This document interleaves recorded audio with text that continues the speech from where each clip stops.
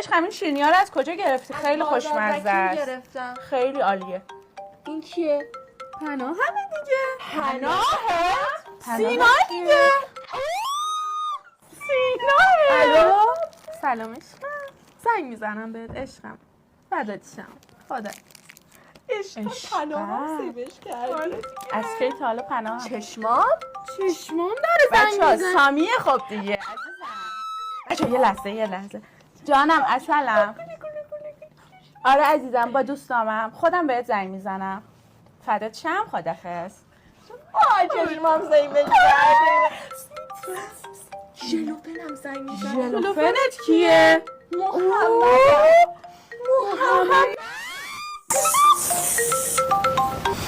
الو محمد، قربونت برم تاج سرم. آی سردرد دارم. با این گوشی کیه داره زنگ میخوره؟ تو رو خدا جواب بده. زندانبان کیه؟ رفتی سینا هیچی نگیم تو رو خدا آش به سرم زندانبان. الو نگاه چی به سره. سلام آقا. آورده که زندانبان بره گریه نکن. دست بکش تو سر این گریه نکنه. الان تشنج میکنه. بچه هم پر از تشنجن. این گوشی کیه؟ ناشناسه. مگه تو مزاحم تلفنی داری؟ نه سامیه. میگم ناشناسه. سیو نیست. سامیه مگه چه گلی به سرم زده که سیف کنم؟ به سرم پیک. بله سامی. حوض گلابی کردم.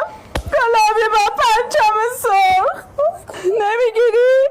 الهی که بچه ها بی پدر بشن. اگه نگیری بچه هم چشاشون لوچ میشه. میخوام دیگه نگیری.